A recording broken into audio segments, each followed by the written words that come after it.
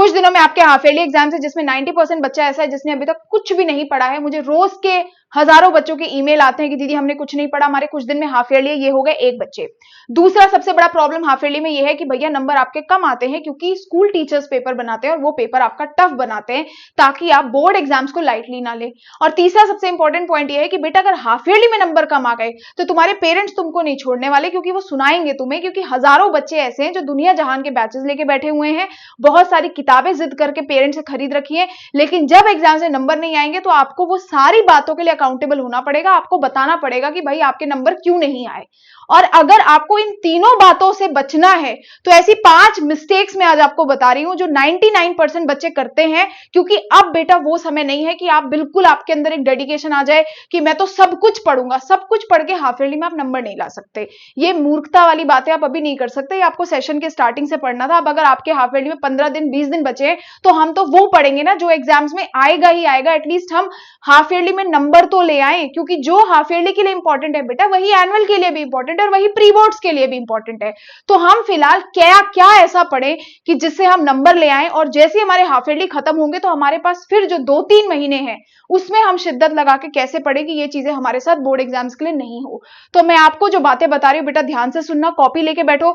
जहां पे भी तुम्हें लगे बकवास टाइम वेस्ट हो रहा है वीडियो बंद करो और जाओ, ठीक है। मुझे कुछ नहीं पड़ी होती इन सब चीजों की, क्योंकि जो मैं बातें बोलती बहुत ही ऑथेंटिक बातें होती हैं जो आपको शायद ही कोई बता रहा होता है। तो शुरू करते हैं, और मैं इस बात की आपको गारंटी देती हूं आप जितना भी स्कोर एक्सपेक्ट कर रहे हो ना आप बहुत अच्छे नंबर लेकर के आओगे। पर पहले आपको कमेंट्स में लिखना पड़ेगा I am ready to follow all these 5 steps, ठीक है। चलो एक एक करके सारी मिस्टेक्स आपकी बताती हूं। सबसे पहली बात यह है कि आपके हाफ ईयरली अगर कुछ दिनों में है तो आप हर एक चैप्टर पे सेम एफर्ट और सेम टाइम नहीं लगा सकते। ये सबसे बड़ा मिस्टेक है। फॉर एग्जांपल आपका चैप्टर है आवर एनवायरनमेंट साइंस का, तो आवर एनवायरनमेंट चैप्टर और chemical reactions and equations chapter पे सेम टाइम और एफर्ट नहीं लग सकता बेटा, क्योंकि एक चैप्टर 3 ही नंबर का आएगा और कुछ ही क्वेश्चन आएंगे, और एक चैप्टर इतना बड़ा है, इतना डिटेल है जिसका वेटेज ज्यादा है। तो क्या आप 8 घंटे लगा के आप इन्वायरमेंट वाला चैप्टर करोगे? ये वेस्ट ऑफ टाइम है।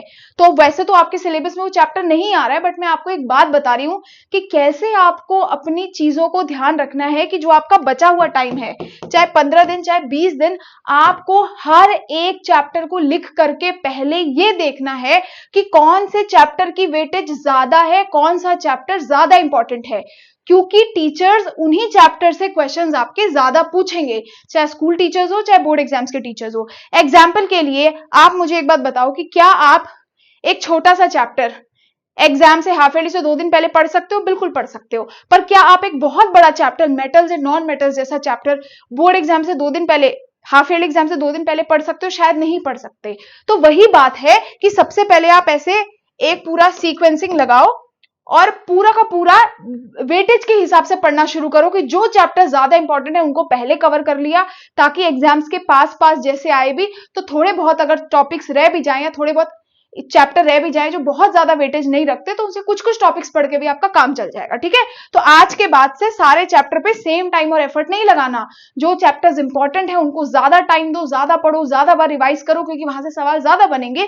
जो चैप्टर्स कम वेटेज रखते हैं उन पे टाइम कम लगाओ, उन्हें जल्दी जल्दी कवर करने की कोशिश करो, ठीक है। तो ये जैसे मैंने लिख दिया नेशनलिज्म इन यूरोप, बहुत इंपॉर्टेंट चैप्टर है, इसमें तो आपको छोड़ ही नहीं सकते, शायद आपको सभी पढ़ना पड़ेगा। मेटल्स एंड नॉन मेटल्स है, बहुत ज्यादा इंपॉर्टेंट है। ट्रिग्नोमेट्री अगर हाफ ईयरली में आ रहा है, क्योंकि काफी बच्चों के आता है, तो ये बहुत ज्यादा इंपॉर्टेंट है। तो ऐसे चैप्टर्स पे आपको ज्यादा ध्यान देना है, सबसे पहली बात है ये आपकी, ठीक है। नेक्स्ट देखो, नेक्स्ट क्या होता है कि भाई एक चैप्टर है, उस एक चैप्टर के अंदर भी बेटा सारे टॉपिक्स, मान लो एक चैप्टर के अंदर 40 टॉपिक्स हैं, तो वो 40 के 40 टॉपिक्स बेटा सेम लेवल पे इंपॉर्टेंट नहीं होते। यानी ऐसा कभी नहीं होगा कि मेटल्स एंड नॉन मेटल्स में स्टार्टिंग टू लेकर के एंड तक, स्टार्टिंग टू एंड सब ही लाइन इंपॉर्टेंट हो या सब कुछ ही पेपर में आए, नॉट एट ऑल पॉसिबल। तो वो भी आपको ध्यान रखना है। होता क्या है कि एग्जाम से कुछ समय पहले, चाहे टॉपर्स हैं चाहे जो भी है जो अच्छे नंबर लाना चाहते हैं, वो इंपॉर्टेंट टॉपिक्स पर ज्यादा फोकस करते हैं। अब आप लोग क्योंकि पूरे सेशन में पढ़ते ही नहीं हो, तो हाफ ईयरली से कुछ समय पहले पूरा चैप्टर पढ़ने के लिए मैं आपको कैसे बोलूं, क्योंकि आप कब कवर करोगे, कब रिविजन करोगे, कब क्वेश्चन प्रैक्टिस करोगे। तो आपको अब स्मार्ट गेम क्या करना है कि केवल और केवल जो टॉपिक्स बहुत ज्यादा इंपॉर्टेंट है एग्जाम्स के लिए, उनको सॉल्व करना है। उन टॉपिक्स को एक नोटबुक में लिख लेना है कि यहां से बार बार क्वेश्चंस आ रहे हैं और इन वाले पर्टिकुलर टॉपिक्स को तो करना ही है, क्योंकि ये तो वो गारंटीड क्वेश्चंस हैं जो आएंगे ही आएंगे, गारंटीड टॉपिक्स है। यानी वही 20% टॉपिक, जैसे बैलेंसिंग से सवाल बनेगा ही बनेगा, रिडॉक्स रिएक्शन से क्वेश्चन आएगा, acid plus base with metal की रिएक्शन आती है, डबल डिस्प्लेसमेंट रिएक्शन आता है, एक एग्जांपल भी आपको लिखना होता है, भाई ये गारंटीड है। तो आप सब मत पढ़ो, पूरा चैप्टर लाइन लाइन मत पढ़ो, केवल जो चीज इंपॉर्टेंट नहीं है उसको रीड करके समझ लो, लेकिन ज्यादा क्वेश्चन प्रैक्टिस या ज्यादा टाइम उन टॉपिक्स में लगाओ जहां से बार बार सवाल आ रहे हैं, क्योंकि हाफ ईयरली में आपके यही टॉपिक्स आ रहे हैं और मैं आपको लिख के दे सकती हूं, ठीक है। तो हर चैप्टर को बराबर नहीं पढ़ना है, जो टॉपिक्स एक चैप्टर में 20% ज्यादा इंपॉर्टेंट है उन पे ज्यादा फोकस करो, लिस्ट बनाओ, उन टॉपिक्स को बार बार लिख करके मेरे बच्चे प्रैक्टिस करो। ये आपकी दूसरी बहुत ज्यादा जरूरी चीज है। तीसरा क्या है कि भाई सबसे बड़ी मिस्टेक, बच्चा दुनिया जहान की बुक्स खरीदता है, अगर मेरी ही बुक्स हैं तो मेरे भी बहुत तरीके की अलग अलग तरीके की बुक्स होती हैं और हर एक बुक का पर्पस अलग होता है। कुछ बुक्स में नोट्स सारे बने होते हैं तो बच्चों को नोट्स नहीं बनाने पड़ते, उनका टाइम बच जाता है, वो पढ़ाई ज्यादा कर सकते हैं। तो ऐसे ही जो सबसे ज्यादा लेवल ऑफ क्वेश्चंस जिसको मैं बोलती हूँ वो होते हैं आपके प्रीवियस ईयर क्वेश्चन पेपर्स। सब बच्चे मानते हैं कि सीबीएसई ने भैया पिछले 10 सालों में किस तरीके के क्वेश्चन पूछे, कौन कौन से टॉपिक से क्वेश्चन पूछे, किस किस चैप्टर से ज्यादा क्वेश्चन पूछे, ये 3 सवाल होते हैं और जो समझदार होता है वो यही करता है। अब अगर मैं आपको बोलूं कि भैया आपकी बिल्कुल ही तैयारी नहीं है तो क्या आप थोड़े से समय में सारे तरीके क्वेश्चंस कर सकते हैं? बिल्कुल नहीं कर सकते। तो सबसे पहला काम क्या कर सकते हैं, एनसीईआरटी क्वेश्चन करने के बाद आप प्रीवियस ईयर क्वेश्चन पेपर कर सकते हैं। फॉर एग्जांपल ये जो सवाल है ये 10 सालों में 7 बार रिपीट हुआ है और मैं बच्चों को बता बता के थक गई हूं कि सीबीएसई का रिपीट करने का गेम कितना स्ट्रांग है, वो अपने क्वेश्चन रिपीट करता है, लैंग्वेज आगे पीछे कर सकता है पर टॉपिक्स वही होते हैं। ये वाला क्वेश्चन देखो, Why did Gandhiji salt march mobilize people across different strata against British rule? ये क्वेश्चन 5 सालों में 3 बार आया है। ये क्वेश्चन ऑलमोस्ट 4 बार आया है कि चीफ केवर का क्या रोल था, ये आपको पता ही है। ये क्वेश्चंस रिपीट हो रहे हैं बार बार। और जब आपका स्कूल टीचर पेपर बनाते हैं बेटा, जब स्कूल टीचर्स बनाते हैं तो वो घर से अपने जेब से पेपर नहीं लेकर के आते, वो भी प्रीवियस ईयर क्वेश्चन पेपर्स को रेफर करके ही आपके क्वेश्चन डालते हैं। तो जिस बच्चों ने 10 साल के नहीं एटलीस्ट 5 साल के प्रीवियस ईयर क्वेश्चन पेपर्स हर सब्जेक्ट के लगा लिए, किस फॉर्म में साइन करने बोल रहे हो उस फॉर्म में साइन करूंगी। अगर तुम्हारा एक भी सवाल बाहर से आ गया तुम्हारा पूरा पेपर रिपीट हो जाएगा। तुम टेलीग्राम जाकर के लास्ट ईयर के बच्चों के मैसेजेस देख लेना जिसपे एज इट इज स्क्रीनशॉट बच्चों ने बुक की फोटो से खींच के भेजा है कि दीदी क्वेश्चन सेम रिपीट होते हैं। मैं ये चीजें इसीलिए बता रही हूं कि बेटा मेहनत तो आपको इन सवालों को भी करने के लिए लगेगी। ऐसा तो नहीं है कि बस बुक खोली और आपको क्वेश्चन समझ आ गया। ये कोई पढ़ाई है, ये कोई क्राइम नहीं है कि आपको पता चल जा रहा है क्या क्वेश्चन आ रहे हैं, पढ़ना इनको भी पड़ेगा। बट अगर ये वो सवाल है जिनकी सबसे ज्यादा गारंटी है एग्जाम्स में आने की, तो हाफ ईयरली में एनसीईआरटी करने के बाद प्रीवियस ईयर क्वेश्चन पेपर्स आपको करने ही करने हैं, 5 साल के मिनिमम। आप देख लेना बेटा आपके बोर्ड एग्जाम्स में कैसे आपके सवाल रिपीट हो रहे हैं। अब जिन बच्चों के पास नहीं है कोई प्रीवियस ईयर क्वेश्चन पेपर की सोर्स कि हम कहां से प्रीवियस ईयर क्वेश्चन पेपर पढ़े, बेटा वो मेरे previous year question paper book ले सकते हैं। मैंने सब कुछ डाला है इसमें, आगे चीट शीट्स भी दे रखी हैं, सारा चैप्टर समराइज किया है, हर एक बुक के सॉल्यूशन जो भी है 10 साल के पेपर के सॉल्यूशन चैप्टर टैगिंग करी, यानी चैप्टर 1 किया तो तुरंत प्रीवियस ईयर क्वेश्चन पेपर कर सकते हो, ढूंढने नहीं पड़ेंगे सवाल, पहले ही बनाए कि चैप्टर 1 क्या है चैप्टर 2 क्या है, तुम्हें पता चल जाएगा कि क्या सवाल है। साथ में मैंने टॉपर्स आंसर शीट दी है कि पेपर को प्रेजेंट कैसे करना है। और सबसे इंपॉर्टेंट फीचर जो किसी बुक में नहीं है वो है बेटा आपका, मैं आपको दिखा देती हूँ, वो है आपका वीडियो सॉल्यूशन फीचर। क्योंकि ऐसा तो नहीं है कि प्रीवियस ईयर क्वेश्चन आपने खोला और आपसे सारे सवाल बन गए, बहुत सवाल आपसे नहीं बनते क्योंकि मुझे पता है कि क्वेश्चन टफ भी आते हैं प्रीवियस ईयर में। तो ये तरीके के आपके वीडियो सॉल्यूशन सारे बना के 10 साल के डाल दिए, चाहे वो लेटेस्ट 2026 का पेपर क्यों ना आपने खोला, सीधे आपको यहाँ पे क्वेश्चन सॉल्यूशन स्टार्ट हो जाएगा। देखो इस तरीके से पूरा का पूरा डिटेल्ड सॉल्यूशन टीचर ने बना के डाला है, दैट टू बिल्कुल सीबीएसई के फॉर्मेट में, पूरा एक क्वेश्चन एक्सप्लेन कर दिया। तो आपके लिए बेटा कोई भी टेंशन नहीं रहेगा। ये देखो सारा क्वेश्चन क्या हो जाएगा, सॉल्व हो जाएगा प्रॉपर तरीके से। ये एक एक्स्ट्रा फीचर है जो किसी बुक में नहीं है। मैंने बुक के आगे स्कैनर्स दे रखे हैं ताकि आपका जब एक सवाल करो तो ऐसा कॉन्सेप्ट क्लियर हो कि उससे मिलता जुलता भी कोई सवाल आए तो आपका क्वेश्चन नहीं रुके। ठीक है, ये आपको ध्यान रखना है। और बहुत सारे साइंस और मैथ्स में मैंने इस तरीके से बड़े बड़े चार्ट आपके लिए दिए हैं। ये रहा, शायद ये देखो, ये साइंस में ऐसा बड़ा सा A3 चार्ट है जिसमें सारे इंपॉर्टेंट डायग्राम्स, फॉर्मूलाज और कीवर्ड्स दे दिए हैं जो पेपर में आते ही आते हैं। सारे इंपॉर्टेंट डायग्राम्स हैं जो पेपर में आते हैं, तो ये भी आपको फ्री में मिलेगा। बुक मैंने डिस्काउंट पे लगाई है, आप नीचे कमेंट डिस्क्रिप्शन से जाकर के ले सकते हैं। प्रीवियस ईयर क्वेश्चन पेपर्स करना बहुत जरूरी होता है, चाहे किसी भी ऑथर के कितने टाइटल क्यों ना हो, चाहे मैं हूं, कोई दूसरे टीचर्स क्यों ना हो, सब हमेशा यही बोलते हैं कि previous year question paper book तो करनी ही है।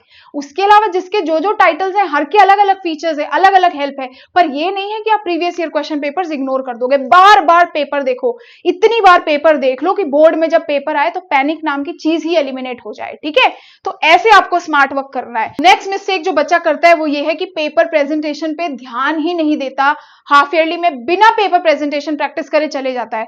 तुम कितना अच्छा आंसर लिख लो, अगर गंदे तरीके से प्रेजेंट किया है आपको नंबर नहीं मिलने वाले। दूसरा, ये बेटा सबसे बेस्ट टाइम है अपने स्कूल टीचर्स को इंप्रेस करने का, ये बताने का कि तुम जेन्युइनली कितने अच्छे स्टूडेंट हो, क्योंकि उसके बाद तुम्हें होता है फेवर मिलना शुरू। प्री बोर्ड्स में भी फेवर मिलता है। तुम्हें अगर समझ नहीं आता, टीचर ज्यादा कॉन्शियस हो जाता है क्योंकि उसको पता है कि इवेंचुअली तुम ही हो जो आखिरी में स्कूल के लिए रिजल्ट लेके आओगे। तो ये बेस्ट टाइम है अपने टीचर्स को अपने फेवर में लेने के लिए।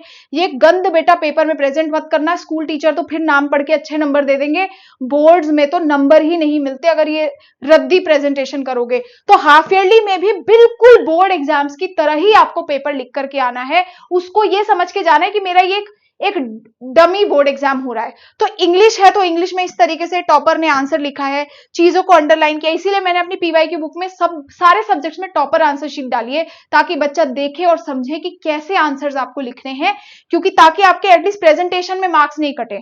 ठीक है, तो सबसे पहले पेपर प्रेजेंटेशन। दूसरा, टाइम बेस्ड पेपर सॉल्व करना ही करना है। एक एक previous year question paper half yearly exam देने से पहले टाइमर लगा के 3 घंटे का जरूर सॉल्व करना। हो सकता है कि आपसे पेपर सॉल्व ना हो, ऐसे भी चांसेस है, क्योंकि 3 घंटे के अंदर बहुत सारे बच्चों का पेपर छूट जाता है। ठीक है, आंसर राइटिंग प्रैक्टिस आपको करनी ही करनी है। किस तरीके से, देखो टॉपर्स ने आंसर्स लिखे हुए, डेफिनेशन लिखी है, जो मेन चीज है उसको अंडरलाइन किया है, डायग्राम्स है तो वो स्ट्रिक्टली आपके पेंसिल से डायग्राम बनाया। अगर आपको चाहिए कि मैं एक डिटेल में हाफ ईयरली के ऊपर पेपर प्रेजेंटेशन वीडियो बनाऊं तो प्लीज मुझे कमेंट्स में बता देना, मैं बना दूंगी। अदरवाइज आप बुक में रेफरेंस के लिए डाले हैं, जाकर के देख सकते। तो पेपर प्रेजेंटेशन फॉलो करके जाना है, कीड़े नहीं मार के आने बेटा। ठीक है, तो वही है ना कि वो प्रेजेंटेशन या marks, presentation marks follows my brother. ठीक है, वही हिसाब लगता है बेटा कि प्रेजेंटेशन अच्छा लिखो, आंसर कितना भी अच्छा लिख लो तुम, प्रेजेंटेशन अगर अच्छी नहीं है तो भैया आपको नंबर नहीं मिलेंगे। नेक्स्ट आ जाओ, 5वीं मिस्टेक क्या है, एनसीईआरटी को मिस करना। अब हमें एनसीईआरटी तो पढ़नी है, पर अब हमारे पास इतना भी समय नहीं है, इतना वक्त नहीं है कि हम सब कुछ एनसीईआरटी में पढ़े। तो एनसीईआरटी में क्या क्या है जो पढ़ना ही पढ़ना है, जिसे मिस नहीं करना, मैं एक एक करके बता रही हूँ। साइंस में डायग्राम सारे पढ़ लेना, जितने भी टॉपिक्स आ रहे हैं 6 से 8 नंबर का डायरेक्ट डायग्राम आपको आपके एग्जाम में देखने मिलेगा, हाफ ईयरली में भी। डेफिनेशन जैसी की जैसी है वैसी की वैसी पढ़नी है, यानी अगर आपके मेटल्स एंड नॉन मेटल्स में एनसीईआरटी में जो डेफिनेशन लिखी है आप कोशिश करो कि वर्ड टू वर्ड आप उसे वैसे ही याद करो। अगर किसी ने स्टेट करा है डेफिनेशन, यानी किसी साइंटिस्ट ने दी है, तो वो तो वैसी ही रटनी है A to Z।